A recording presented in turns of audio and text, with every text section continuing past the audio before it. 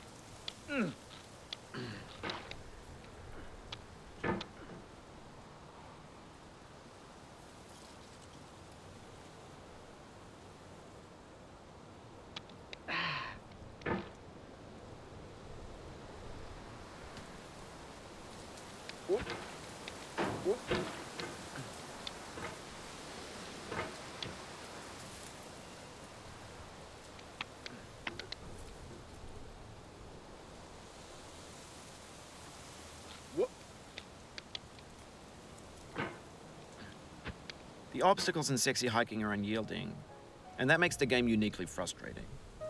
But I'm not sure Jazzuo intended to make a frustrating game.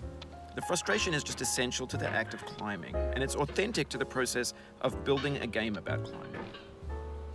A funny thing happened to me as I was building this mountain.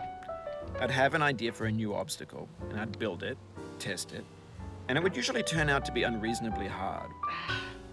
But I couldn't bring myself to make it easier. It already felt like my inability to get past the new obstacle was my fault as a player rather than as a builder.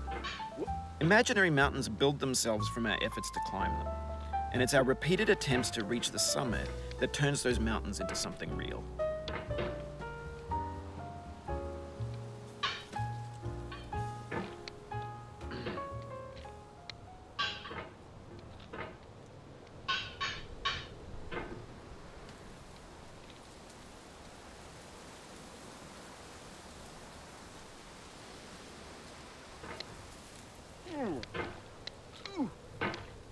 When you're building a video game world, you're building with ideas. And that can be like working with quickset cement. You mold your ideas into a certain shape that can be played with, and in the process of playing with them, they begin to harden and set until they're immutable, like rock. And at that point, you can't change the world, not without breaking it into pieces and starting fresh with new ideas.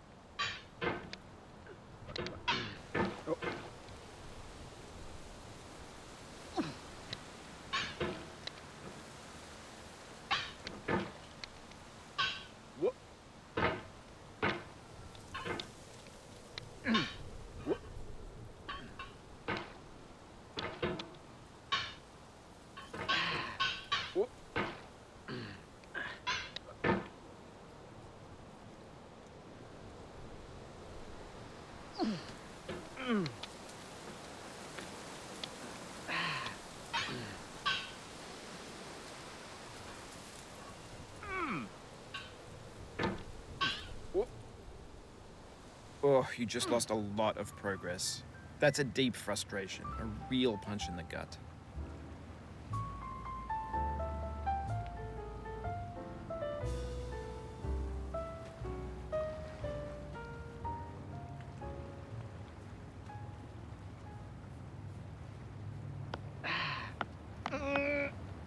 Oof, sorry about that.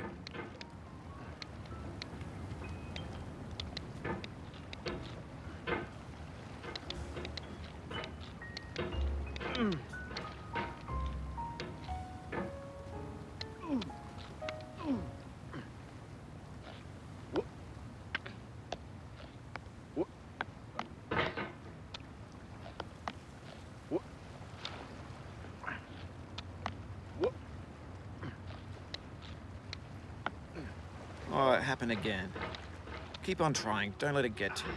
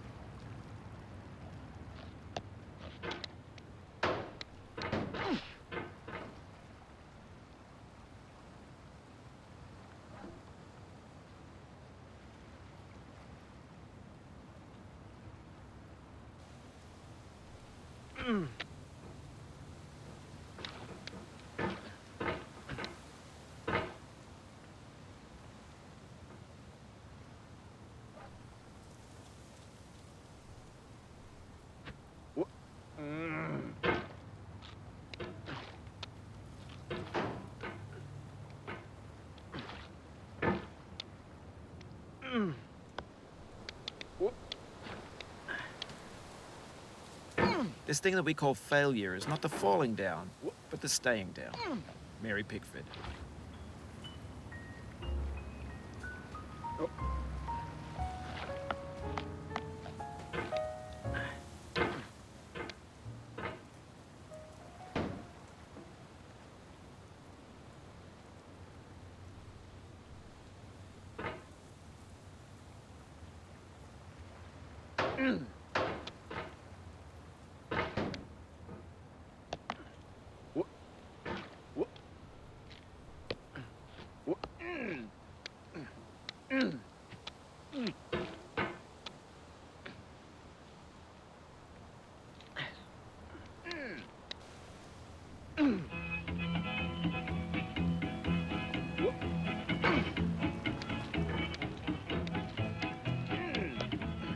Get nasty over there, boy.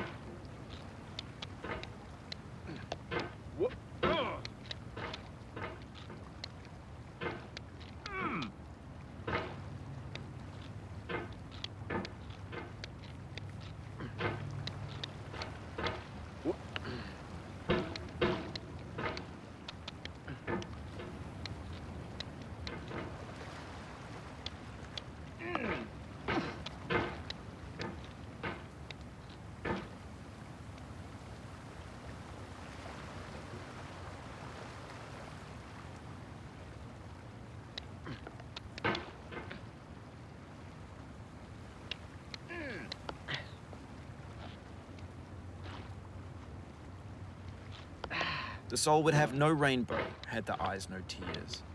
John Vance Cheney.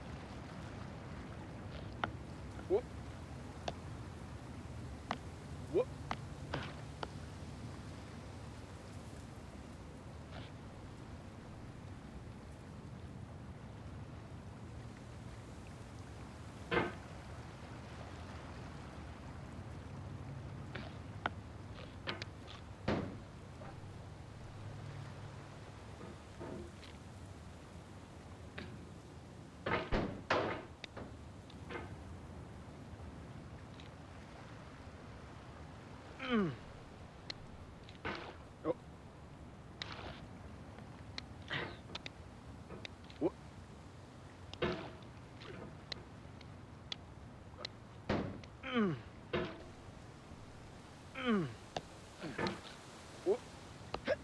pain I feel now is the happiness I had before. That's the deal. C.S. Lewis.